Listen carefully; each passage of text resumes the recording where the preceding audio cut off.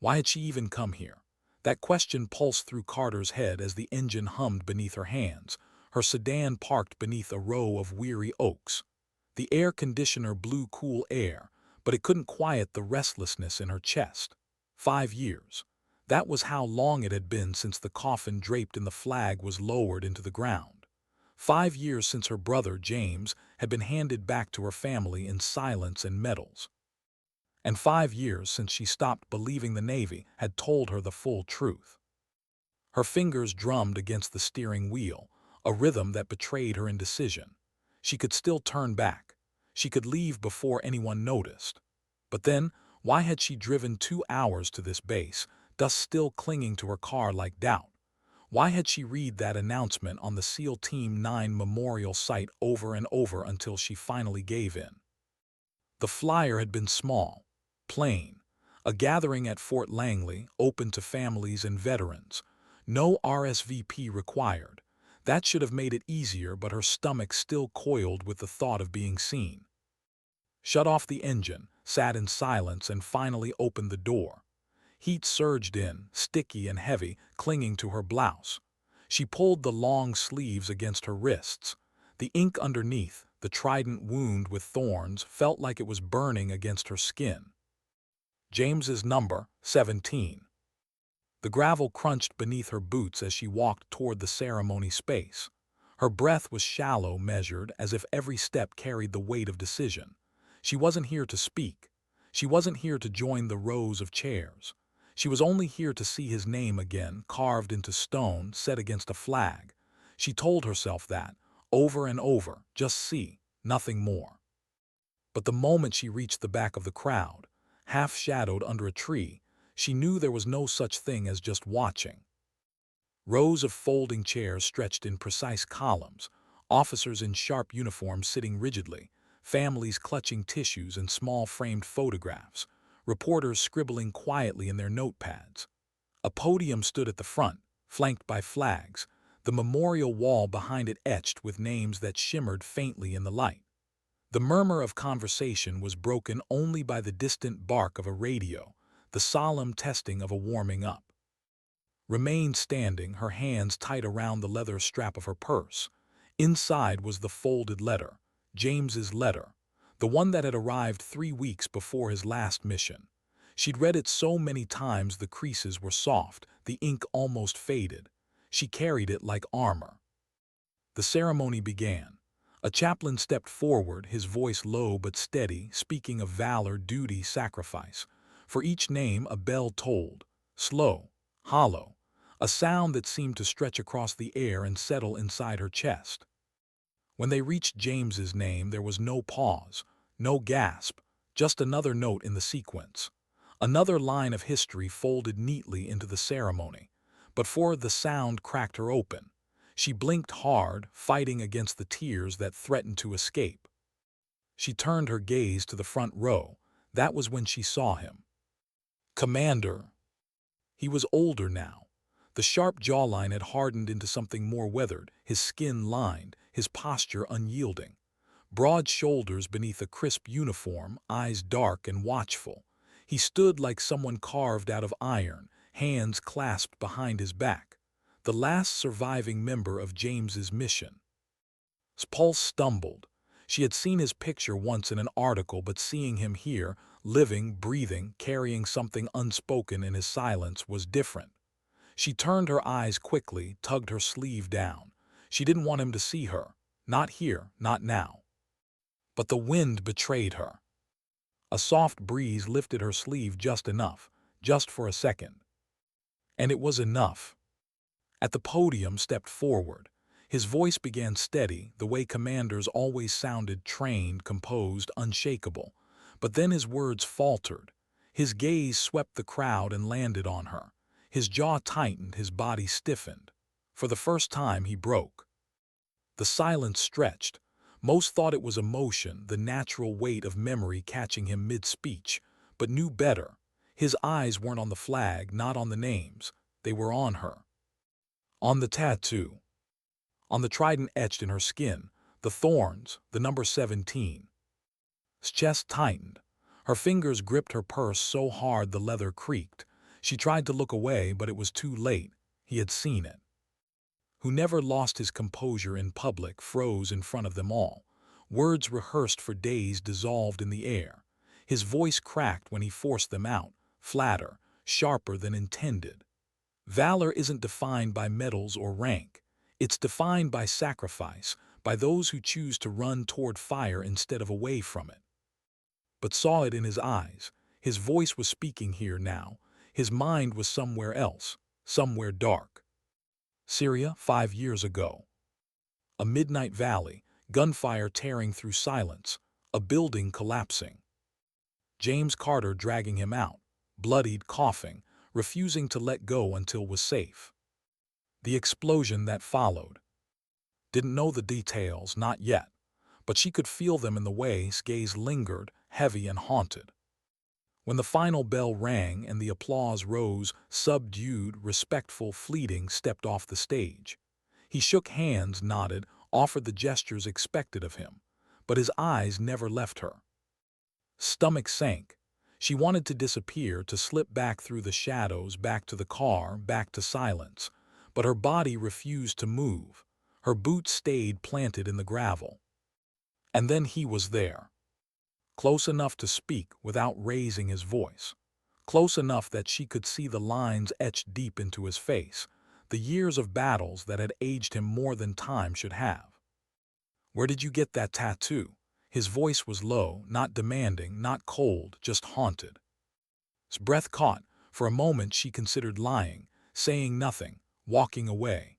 But the weight of the folded letter in her purse held her still. "It's for my brother," she whispered. "James Carter." The name cracked something in him. He inhaled sharply, as if the words themselves had struck him.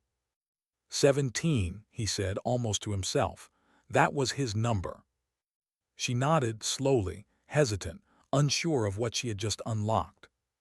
For a moment his face shifted, shock giving way to something heavier, guilt, reverence, memory. "I served with him," said, voice tight, every syllable like glass in his throat. Didn't look away.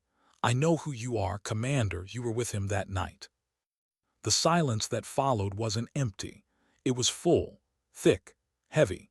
As though the world had stopped around them, the clatter of folding chairs and chatter of families muted into background haze. His throat tightened, but he forced the words out anyway. "He saved my life." Swallowed hard, her body trembling. She had waited 5 years for someone, anyone, to tell her something real. And now it was here, raw and unpolished, spoken by the only man who truly knew. "I wasn't sure anyone remembered him," she whispered, voice shaking. His eyes locked on hers, dark, unwavering. "I never forgot." For the first time that day, his chest loosened. Just a fraction. The edges of grief didn't feel so sharp. She wasn't standing alone anymore. And in that moment, standing under the weight of names carved in stone, beneath the gaze of a commander who carried her brother's ghost, Carter realized something she never expected. She had only come to watch. But she had just become part of the story. What could possibly be said in a moment like that? The crowd still buzzed with conversations, folding chairs scraped across gravel, and the hum of engines carried faintly from the lot beyond the trees. Yet, too, all of it fell away. There was only the commander standing in front of her, his words still echoing. "He saved my life." She wanted to ask 100 questions. She wanted to vanish. Both impulses fought inside her, pulling her in opposite directions. Didn't move, didn't break his gaze. He seemed to be searching her face for something, some confirmation that what he had just felt wasn't only his. "Can we talk?" he asked quietly. The words were simple, but they carried weight, the kind of weight that comes when silence has lasted too long. Hesitated. Every instinct told her to slip away, to protect herself from whatever this was, but her legs refused to obey. And when she finally nodded, it felt less like a decision and more like surrender. Gestured toward a gravel path at the edge of the gathering. They walked side by side, past the thinning crowd, past the polished rows of chairs now half empty. No one stopped them. No one dared. There was something in his posture, in the unspoken authority that parted the crowd without a word. The further they moved from the ceremony, the quieter it became. The drums faded, the conversations blurred, and soon it was just the crunch of their boots against gravel and the wind whispering through the leaves above. Tugged at her sleeve, sliding it higher. She didn't know why. Maybe to show him she wasn't hiding. The tattoo caught the light. Black ink, sharp lines, thorns twisting around the trident. The number 17 at the base. His eyes lingered on it, and for a long moment he said nothing. "I didn't think I'd ever see that again," he murmured finally. His voice was soft. "I had it done a month after the funeral. I wanted something that wouldn't fade." He stopped walking, turned toward her, looked at the tattoo as if it carried more than ink, as if it carried memory itself. His jaw tightened, words caught behind his teeth. When he finally spoke, his voice was quieter but unshakable. "Did you know he saved 3 of us that night?" Blinked, the question struck like a sudden wind. "They never told us anything, just that it was classified, a black flag, that it went wrong." Exhaled hard, pressing his palm against his forehead as if memory itself was heavy enough to hurt. "It went worse than wrong. It was chaos. We walked into an ambush. Intel was off. The compound was crawling with fighters. Gunfire from both sides. No cover, no way out." Her chest tightened. She had imagined James's death 100 ways, but never like this. "James was on the perimeter," continued, his voice rough. "He saw it before the rest of us did. He laid down fire so we could regroup. He should run. God knows he had the chance. But instead he came back for me. I was hit in the leg, couldn't move. He dragged me 30 feet through broken glass and blood." Jaw trembled, but his eyes didn't waver. "And then he shoved me behind a wall. He told me to tell you something." His breath caught. Her nails dug into her palms. His voice broke for the first time. He said, "Tell my sister I didn't run." Covered her mouth. The tears came without permission, silent, hot against her skin. For years she had begged for some sign, some last words that belonged to her, and now they were here, delivered late but whole. Her voice cracked. "He said that." Nodded slowly. His throat worked, struggling for composure. "And then he went back. 10 seconds later the building collapsed." Pressed her hand against her chest as if to hold herself together. The ache was unbearable and yet healing. She finally knew. Looked away, his voice low. "He was more than a name on that wall, more than a folded flag. Every one of us came home because of him, including me. That kind of man doesn't vanish." Blinked through tears, steadying her breath. "You're the first person to ever tell me that." His expression twisted with guilt. "I should told you 5 years ago, but I wasn't ready. I didn't think I deserved to." Silence hung between them, not empty but raw, heavy. Finally gestured toward the edge of the base. "There's not much. Steel tables, vending machine coffee, but it's quiet, and I have more to tell you, if you'll let me." Hesitated, then nodded. Inside the air was cool and still. The hum of an old refrigerator filled the silence, the faint smell of burnt coffee clinging to the walls. They sat at a corner booth near a window where sunlight filtered through the trees, painting patterns across the floor. Gripped the paper cup between her hands, the bitter taste grounding her as she took a sip. Stirred his coffee absently, his eyes fixed on the swirling liquid as though the right words might rise from its surface. "I used to wonder," said softly, "what it was like. His last moments, if he was scared, if he knew." Lifted his gaze. He wasn't scared, he was focused, steady. He knew what he was doing, that's who he was. Her hands tightened around the cup. "You said he told you to tell me something. You already gave me that. Was there more?" Hesitated. Then slowly he reached into his jacket. His hand emerged holding something small, folded, frayed. He set it on the table. His breath caught. A patch, faded canvas, embroidered in gold thread with the number 17. She reached for it, hands trembling, as if afraid it might vanish. "He gave it to me," said quietly. Right before he went back in, told me to give it to you. I carried it with me every mission after, like maybe part of him was still watching over us. Held it against her palm. The edges were worn, the fabric stained, but it felt alive. She pressed it to her chest, tears slipping silently.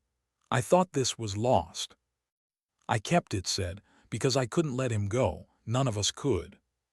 For a long moment, neither spoke.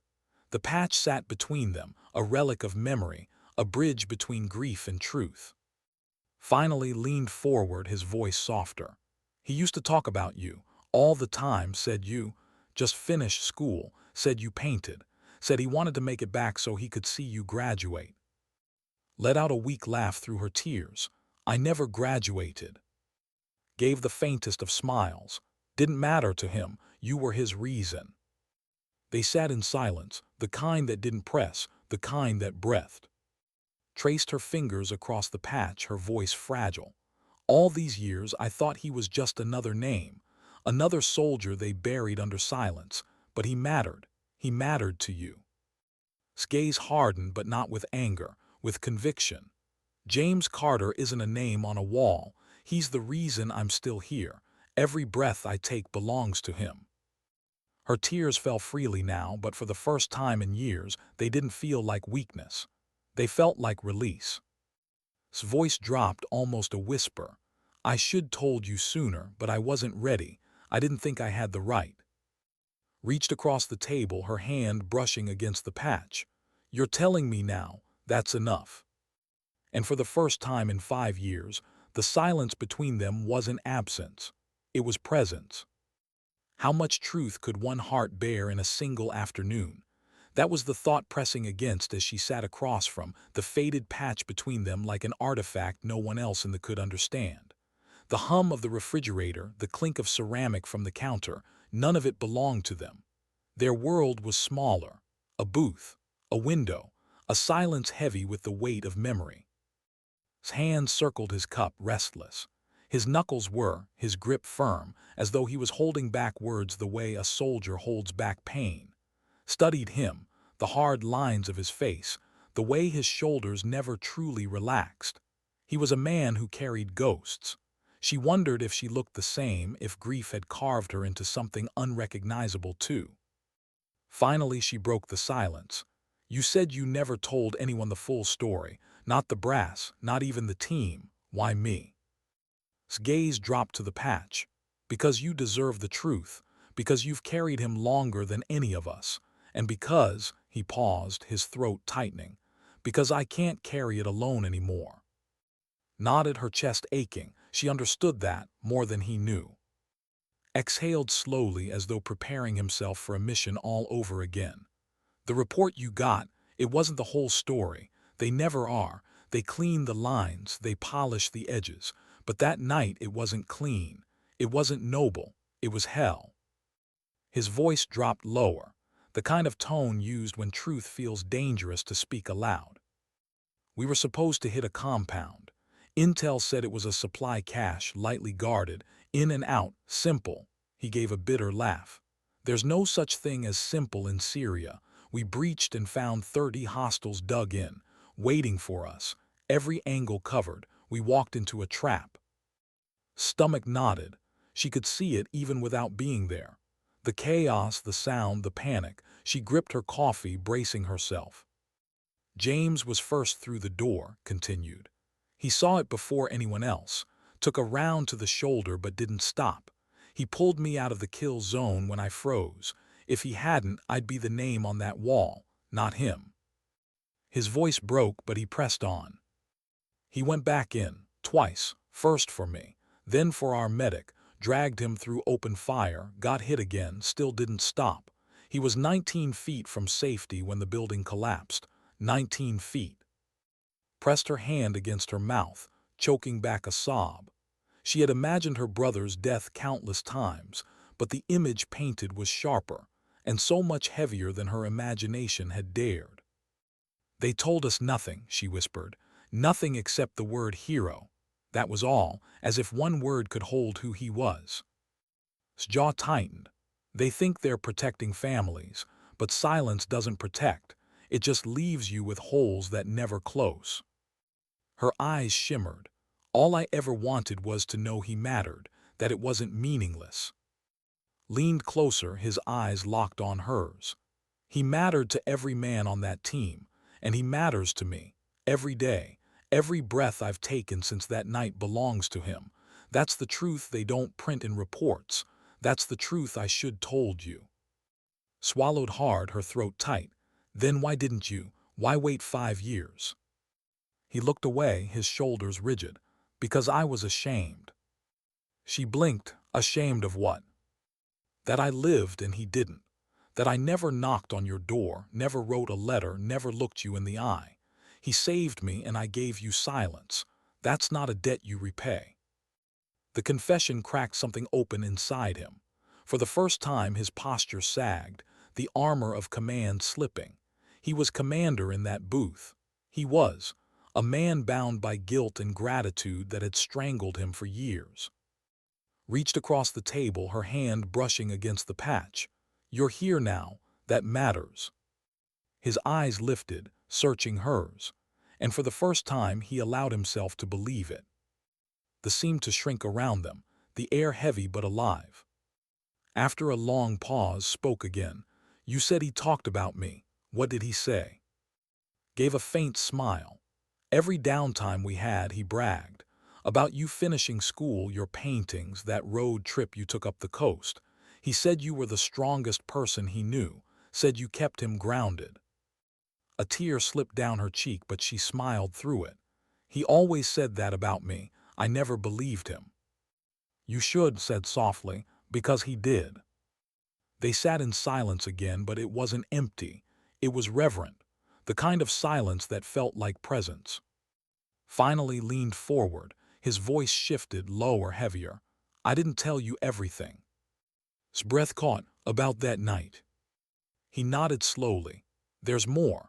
Things no one knows, not the brass, not even the families of the men he saved. I've carried it, but it's not mine to keep anymore. Her pulse quickened. She braced herself. When the firefight started, our comms went down. Half the team was pinned behind a truck. I was out front, exposed. I got hit in the leg, then shrapnel in my side. I couldn't move. I thought it was over. He drew a long breath, steadying himself. James could stayed behind cover, but he didn't. He ran through open fire twice. Once to drag me, once to drag our medic. He was hit both times, and still he didn't stop. His hands trembled around the patch. Tears blurred her vision. He gave the signal for extraction, and then his jaw tightened. He turned back toward the building. He knew it wouldn't end well, but he went anyway. The air between them was heavy with grief. Why didn't anyone tell us that? His voice cracked. Because they think the truth is too heavy for families, said. But they don't realize that silence is heavier. It breaks people differently. You deserved the truth 5 years ago. Her tears spilled freely now, streaking her cheeks. All I ever wanted was to know he wasn't just a casualty, that he mattered, that he was more than a folded flag. His gaze was steady, fierce. He was more, he is more, to every man on that team, to me, to you. For a long moment the booth held more weight than stone. The patch, the silence, the ghosts. Finally his voice softened. I've carried guilt for 5 years. Guilt that I walked away when he didn't. Guilt that I stayed silent. But looking at you, I realize grief isn't about holding on to pain. It's about passing forward the love behind it. And James was love in motion. His tears slowed. She pressed the patch against her chest, her heart aching, her soul trembling. He told you to tell me he didn't run, she whispered, and you just did. Nodded slowly. And for the first time in 5 years, Carter felt like the silence around her brother's death had broken. What did it mean to meet the men who had lived the night that broke her family? Fingers traced the edge of the patch had given her as they left her chest still raw from everything she had heard. She wasn't ready. How could anyone be ready for that? And yet, when stopped outside the building and turned to her with that look in his eyes, heavy, insistent, but not unkind, she knew the decision had already been made. There are some people you need to meet, he said. Her stomach tightened. His team nodded, the ones who made it home. The words hit her harder than she expected. The ones who made it home, which meant others hadn't, which meant the ghosts in his eyes weren't just James's. She hesitated, the night air pressing against her skin, cool but thick with the weight of choice. Every instinct told her to retreat, to protect the fragile piece she had just begun to touch. But then her hand brushed against the patch in her pocket, the fabric worn, the number 17 shining faintly even in the dim light. James had always believed she was stronger than she thought. Maybe this was her chance to prove him right. "Okay," she whispered. Led her across the base, past rows of barracks and silent motor pools, until they reached an old warehouse-turned-rec center. The building looked unremarkable from the outside, but when opened the door, warmth spilled out. Laughter, music, the low hum of voices carrying through dim yellow light. Inside, the air smelled of barbecue smoke and tobacco. A battered speaker in the corner played a soft country song. A handful of men sat around a long table, drinks in hand, their posture loose but their bond visible in every glance, every half-smile. These weren't strangers. These were survivors. Froze in the doorway. She felt like an intruder, a ghost slipping into a room she didn't belong to, but then gestured her forward. "This is Carter." The room fell silent, not hostile, not cold, just still, a moment of recognition that carried the weight of 5 years. A man with a thick beard and tired eyes stood first. He moved slowly as if every step carried memory with it. He held out his hand, rough and calloused. He said simply, "Your brother, he was my shadow. Wouldn't let me clear a hallway without him right behind me." His throat tightened as she shook his hand. "Thank you." Another man rose. Hair lean build, a steel-gray prosthetic where his left leg should have been. His eyes were sharp, steady, but softened as he looked at her. "I'm Hutch. Your brother pulled me out of the blast zone, cost him his own cover. I owe him my life." Blinked rapidly, trying to steady herself, her voice caught between awe and grief. "I didn't know." "You weren't supposed to," Hutch said gently. "That's the problem. The Navy buries the mess and polishes the metal. But your brother, he was more than a folded flag. He was the kind of guy who made sure we all came back." The words cracked her. She bit down hard, holding the tears, but they came anyway. Someone poured a glass of whiskey and slid it her way. She didn't protest. She sat among them, the patch heavy in her pocket, the silence around the table shifting into something different. Not absence, presence. Leaned forward, his voice lower now. "After James, after that mission, we all fell apart in different ways. I couldn't sleep. Hutch drank too much. Grieve nearly quit. Turned too startled. You almost left." He nodded slowly. "I thought about it, but I couldn't, not after him." Reached into his jacket and pulled out a small metal box. He set it on the table, the sound sharp in the quiet room. When he opened it, his breath caught. Inside were 5 identical coins, heavy, etched with the seal trident and a single number, 17. "We had these made," said, his voice steady but reverent, "to carry with us on every mission. When fear came, when doubt hit, we touched the coin, a reminder of what courage looks like." His hand shook as he passed one to her. She held it, felt the weight, the cold metal warming in her palm. It was real, solid, sacred. "You kept his memory alive," she whispered. "We didn't always say it out loud," said quietly, "but James became our compass." One of the men at the end of the table lifted his glass. "To 17. The others followed, and trembling raised her own. Her voice was low but clear. "To 17. They drank, and in that moment she felt him. James, not gone, not erased. Here, in the grit in their hearts, in the scars they carried, in the breaths they still took because of him. The night stretched on, filled with stories she had never heard. Stories of James cracking jokes in Humvees, singing badly to fill the silence, keeping spirits alive when fear gnawed at the edges. Stories of him stepping up when others faltered, of his stubborn refusal to leave anyone behind. For years had felt like she was carrying his memory alone. But tonight, in this dimly lit room filled with smoke and laughter and pain, she realized she never had been. These men had carried him too, in their scars, in their rituals, in their survival. When the night ended and she stood to leave, Hutch reached into his coat. He pulled out something wrapped in cloth and held it out. "His tags," he said quietly. "He gave them to me before the mission, said if anything happened, make sure these go to his sister." His breath hitched as she unwrapped them slowly. The metal glinted faintly under the light, familiar, heavy, his name stamped in steel. Her tears blurred the room. "Thank you, all of you." Shook his head. "Thank him. He saved more than lives that night. He gave us reason." Walked out under the starlit sky, the coin in her pocket, the patch in her purse, the dog tags clinking softly in her hand. For the first time in 5 years, she didn't feel like she was carrying her brother's memory alone. The night air was cool, the sky wide, the stars sharp.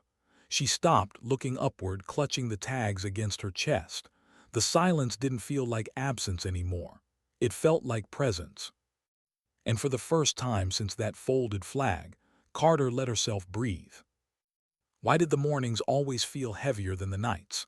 Stood alone in the gray light of dawn, the air damp with dew, the sky brushed with streaks of pale gold. The memorial wall loomed before her, names carved deep into granite, each letter shimmering faintly as sunlight spilled across them like a slow blessing. Her hand trembled as she reached forward. Her fingers traced across the stone until they found it. James R. Carter, Petty Officer, First Class, SEAL Team 9. For years she had avoided this wall. She had seen it in pictures, in announcements, but never in person. She had convinced herself it would be too much, that if she touched the letters they would cut, that if she read his name in stone it would mean he was gone forever. But this morning, standing in front of it with the patch in her purse, the coin in her pocket, and his dog tags clinking softly in her hand, it didn't feel like stone anymore. It felt like flesh, like memory, like presence. She pressed the tags against the letters, her tears spilling silently down her cheeks. For the first time in years, her grief didn't scream. It whispered. "You found it." She didn't turn right away. His voice was quiet behind her, almost reverent. She could hear his boots against the gravel as he stepped closer. He stopped just beside her, hands tucked in his jacket, eyes fixed on the same name. "I think it found me," she said softly. Nodded, his gaze steady on the wall. "I come here every year, same time, same place, but this year feels different." Glanced at him. "Because of me." His jaw tightened. "Because of him, because we said his name out loud again." Her throat ached. She hadn't realized how badly she needed that. Not the ceremony, not the speeches, just this, two people standing side by side, refusing to let silence swallow the truth. For a long moment neither spoke. The air was still, the weight of the wall pressing down but not crushing. Then shifted, his voice low. "I made him a promise." Turned to him, brow furrowed. "What promise?" His eyes flicked toward her, then back to the stone. "James and I were stuck on a recon in once. Just the two of us, pinned down under fire for 2 days. Thought we wouldn't make it, so we talked. About life, about regrets, about the people we'd leave behind if we didn't walk out." His breath caught. "He talked about you," said, a faint smile ghosting across his face. "All the time, said you were the only reason he kept going, said you were the strongest person he knew even when you didn't believe it." His smile faded, replaced by something heavier. "He made me promise that if anything ever happened, I'd tell you everything. Not just that he died fighting, but that he lived fighting for something, for you, for your future." Pressed her hand against her mouth, tears spilling faster. "And you held that for 5 years." His eyes darkened. "I wasn't ready. I thought I didn't have the right. I carried his words like weight, not a gift. But yesterday, when I saw your tattoo, I realized something." She turned fully toward him. "What?" "That grief isn't about holding on to pain. It's about passing forward the love behind it. And your brother's voice cracked, but he forced it steady. He was love in motion. His breath shuddered out.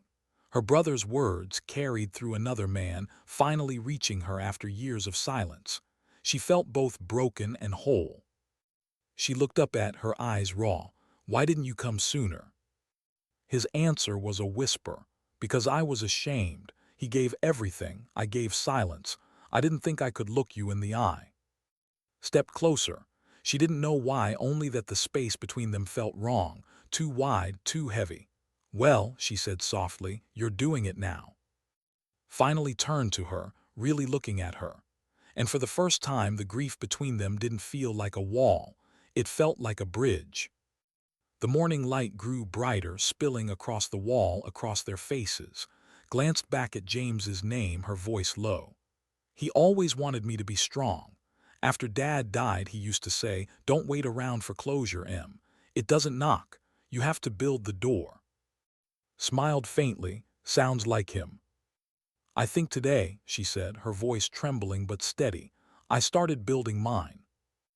Reached into his coat pocket and pulled out something small, folded, worn. The edges were soft, the creases deep.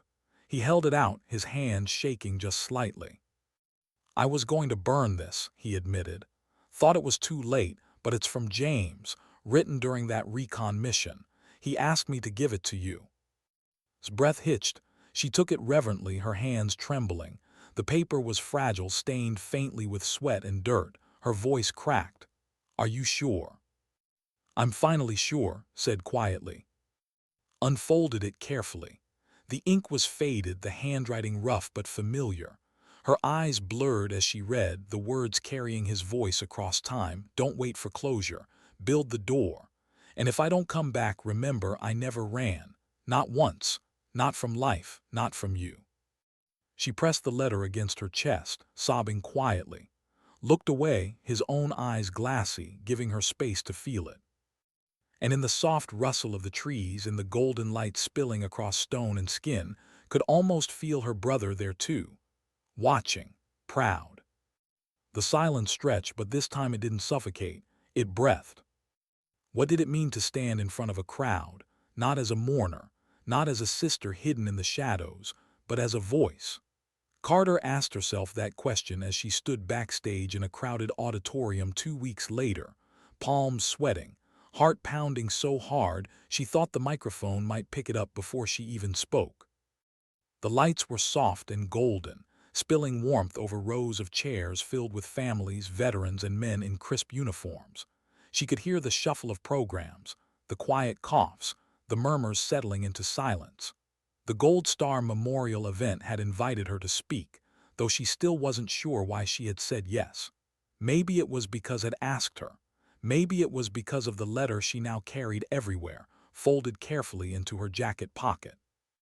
Or maybe it was because, for the first time in 5 years, she felt like silence had lifted. But the truth was simpler. She owed her brother a voice. Sat in the front row, hands folded, his gaze steady on her even as the stage lights framed him in shadow. For weeks, they had spoken late into the night, filling gaps with memories, with truths left unsaid for too long. And now she wasn't just James's sister. She was his storyteller. The coordinator gestured. It was time. Stepped into the light. For a moment she froze. The audience stretched before her, hundreds of eyes waiting. Not judgmental, not hostile, just listening. But still her breath caught. She gripped the edges of the podium, steadying herself. Her voice came out soft at first, almost a whisper. My name is Carter, and I'm here to talk about my brother James. Silence, no coughs, no shuffling, just stillness. For a long time, she continued, I thought I had lost him completely. When James died in combat, all the Navy gave us was a folded flag, some medals, and a few sentences about duty and honor, but nothing about who he really was. Her throat tightened, but she pushed through. She could feel James's words in her pocket, the letter pressing like a heartbeat against her chest. He was more than a soldier, she said. He was the kid who made our mom laugh after Dad passed away, The guy who sang terrible songs to our dog until it hid under the couch. The brother who made me feel like I wasn't invisible. He was the only person who made me believe I could be strong. Her voice cracked, but she didn't stop. For 5 years, I wore a tattoo on my arm, a seal trident wrapped in thorns with the number 17 underneath. James's number, my tribute. I thought I was the only one remembering him, but I was wrong. She paused, scanning the room. Her gaze landed on his jaw clenched, his eyes glassy. 2 weeks ago, I went to a memorial service. I stood in the back uninvited just to see his name on the wall. I never planned to speak. I never planned to meet his team. And I definitely didn't plan on changing my life that day. But one of his brothers in arms recognized my tattoo. That moment led to a conversation. That conversation led to a story. And that story led to truth. Her hand slipped into her pocket. She pulled out the faded patch had given her, its edges frayed, the gold 17 still visible. She held it up. "This was James," she said. "It was supposed to come to me 5 years ago, but sometimes grief delays things. Sometimes it takes years before we're brave enough to speak."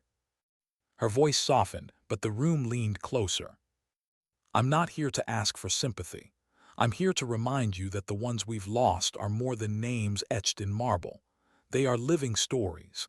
They live in every soldier who came home because of them, in every memory we share, in every scar we carry, visible or not." She set the patch gently on the podium. "My brother once told someone to tell me he didn't run." Her voice trembled, but she steadied it. "He didn't, and neither can I." The silence that followed was deep, thick. Then slowly applause began, not wild, not loud, but steady, respectful, a wave of gratitude that rose and carried her down from the podium. Stood as she reached the edge of the stage. He didn't say a word. He just nodded, a silent acknowledgement that something sacred had just happened. Stepped outside into the afternoon sun, her hands shaking, her chest both heavy and light. The sky was painted in gold and amber, the air warm with the smell of ocean salt drifting from the bay. She clutched the dog tags around her neck, the faint clink grounding her in the present. Caught up to her in the parking lot. "So," he said finally, his voice quiet, careful, "what now?" Looked at him, the wind brushing her hair aside, her eyes still shimmering from the weight of it all. She thought of the wall, of the coin, of the patch, of the letter. She thought of her brother's words written across faded paper, "Build the door." "I think I start telling other families what their letters didn't," she said. His brow lifted, but his expression was steady. "You're going to keep speaking." Nodded, a faint smile tugging at her lips. "Not for me, for him." The tattoo on her arm peeked out beneath her sleeve, the trident, the thorns, the number 17. It no longer felt like a mark of mourning. It felt like a mark of legacy. A promise fulfilled, a voice finally heard. What happens after the applause fades? After the speeches end? After the lights dim? After the people who promised to remember drift quietly back into their lives? Asked herself that question every morning in the weeks that followed the Sand Memorial. At first, it was just small things. Emails from families who had been in the audience. Notes slipped to her after the event. A gold star mother who hugged her so tightly she thought her ribs might crack, whispering, "You said the words I never could." Hadn't expected any of it. She thought she'd walk away, retreat into her silence again, fold James's letter back into its envelope and guard it like a secret. But the world didn't let her, and neither did. "You gave them something real," he said one evening as they sat outside near the bay. The sun was sinking into the horizon, the water burning orange. "You said the thing no one else dared to say. That grief isn't just death, it's legacy. They need that, more than medals, more than folded flags." Stirred her tea, the steam curling against her face. "But who am I? I'm not a soldier, I didn't serve. I don't have a right to." "You're his sister," interrupted gently, "and that's enough." His conviction scared her a little, because it meant stepping out of the shadows. It meant speaking again, and again, and maybe forever. The invitations came quietly at first. A veteran support group asked her to share, then a Gold Star retreat in Texas, then a Navy spouse gathering in Virginia.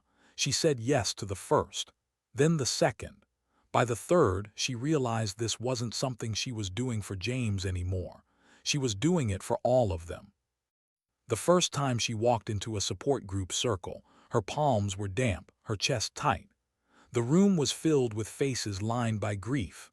Parents, spouses, siblings, each carrying a story that had never been spoken aloud. Sat down, clutching James's dog tags in her hand. She listened as others spoke first. A mother describing the last voicemail from her son. A wife recalling how her husband had promised to be back for their child's birthday, then never came home. A brother who confessed he hated Veterans Day because it reminded him of everything he'd lost. When it was her turn's voice wavered. "My name is Carter. My brother James was SEAL Team 9, number 17. For 5 years I thought silence was the only way to honor him, but I was wrong. Silence doesn't honor, silence erases." Heads nodded, tears glistened. Someone reached across the circle, touched her hand. "I thought I was the only one carrying him," she continued. "But then I learned his teammates carried him too. In their scars, in their coins, in their rituals. I think maybe that's what we do. We carry them together so the weight doesn't break us." When she finished, the room was quiet. But it wasn't the silence of absence. It was the silence of presence. That night, a mother slipped James's patch back into her hand after holding it for a while. "Your brother saved my son," she whispered. "Hutch. He never told me the details, but now I understand. Thank you." Drove back to her hotel with tears streaking down her cheeks, her chest both hollow and full. Called her the next morning. "How was it?" "Hard," she admitted, "but right." "You're building the door," he said simply. Weeks turned into months. Found herself in church basements, school gyms, community halls. The settings were humble, but the stories were not. Each time she spoke, she carried James with her. Each time she listened, she carried someone else's brother, husband, daughter. She realized grief was never meant to be private. It was meant to be shared, like light passed from one candle to another. But the more she spoke, the more she wrestled with something unspoken. One night, after a long event in Virginia, she sat within the quiet of a hotel lobby, her voice low. "I keep wondering if I'm using his memory for myself, if I'm turning him into a story instead of letting him rest." Leaned forward, his eyes steady. "Do you think he'd want you quiet?" She looked down. "He always wanted me strong." "Then you already have your answer," said softly. His certainty was a weight lifted, but still felt the ache. Because no matter how many times she spoke, no matter how many families she comforted, there was still a part of her that wanted to scream into the silence. "Come back. Just come back." She admitted it once, late at night, sitting in her apartment with James's tags hanging against her chest. Was on the phone, his voice tired but warm. "I want to believe he's proud of me," she whispered. "But sometimes I still just want my brother, not his legacy, him." Silence stretched, then he said quietly, "So do I." The admission surprised her. She realized in that moment how deeply he carried James too, not as a comrade, not as a commander, but as a friend, maybe even as a brother of his own. The next week, they stood together at another memorial wall, this one in Virginia, watched as traced names with the same reverence she had. He stopped at James's, pressed his palm against the stone. "You kept your promise," said softly. He glanced at her. "Not yet, but we're closer." Closer? The word sat with her, because it wasn't just about his promise. It was about healing, about carrying James not as a wound, but as a presence that bound them together. That night, as they parted ways, said something that stayed with her. "Sometimes dignity doesn't speak, it simply acts. James lived that, and now you're living it too." Carried those words with her into every room, every speech, every circle of families who needed someone to remind them that silence wasn't the only way. And each time, she began with the same words. My name is Carter. My brother James was number 17, and he didn't run. How do you know when grief has changed shape? Not disappeared, it never does, but shifted into something you can carry without breaking. Asked herself that as she walked alone through the quiet streets of San, the ocean air brushing cool against her face. It had been nearly a year since she had stood in the shadows of Fort Langley, only there to watch. A year since gaze had caught hers, pulling her into a story she never planned to live. Now her calendar was full of speaking invitations, her inbox filled with letters from strangers who didn't feel like strangers anymore. She carried stories the way James once carried his teammates, carefully, fiercely, with the knowledge that someone else's survival might depend on it. And yet, late at night, when the world went still, she still reached for his tags, still traced her fingers across the number 17 etched in metal, still whispered his name into the dark as if he could hear it. The difference was that now, she no longer whispered it alone. That spring she was invited to Washington, D.C. to stand at another memorial wall. The space was vast, the crowd solemn, the flag snapping in the breeze. Stood near the front, her hands clasped, her chest tight. Was beside her, his presence steady as always, his silence protective. When her turn came to speak, she stepped forward slowly. She didn't need notes. She didn't need rehearsed words. All she needed was truth. My brother James taught me something I didn't understand until years after he was gone, she began, her voice carrying clear across the open air. He taught me that courage doesn't always look like running toward fire. Sometimes it looks like singing badly on the worst nights to remind people they're human. Sometimes it looks like calling home, even when you have nothing new to say. And sometimes, her voice broke but she steadied it. Sometimes courage looks like refusing to run, even when it costs everything. She glanced toward the rows of families, her eyes meeting theirs, grief mirrored back at her in 100 different faces. For years, I thought silence was how you honored the fallen, that if I just carried the weight quietly, I was doing right by him. But silence doesn't honor. Silence erases. And our loved ones, they deserve more than erasure. She lifted the coin from her pocket, the trident and 17 etched into its face, catching the light. This is how his teammates kept him alive, in their pockets, on every mission. And this, she tugged at her sleeve, revealing the tattoo, is how I carried him. Ink in my skin, carved into me like he was carved into them. We all carried him, and we all carry yours too. The breeze shifted, the flags rippled, the silence deepened. I'm not here to promise you closure, she said softly. Closure is a myth, but I can promise you something better. Legacy. Because every time we speak their names, every time we tell their stories, every time we refuse to let silence win, they live. And James Carter lives. When she stepped down, the applause wasn't thunderous. It wasn't meant to be. It was steady, deep, respectful. The kind of sound that felt less like noise and more like prayer.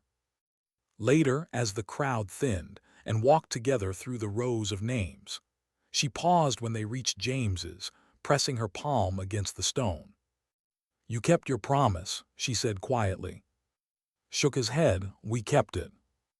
They stood in silence, side by side, the sun setting low, the granite glowing faintly in the last light. Felt something shift inside her, not the end of grief but the beginning of peace. That night back in her hotel room, she sat by the window overlooking the city lights.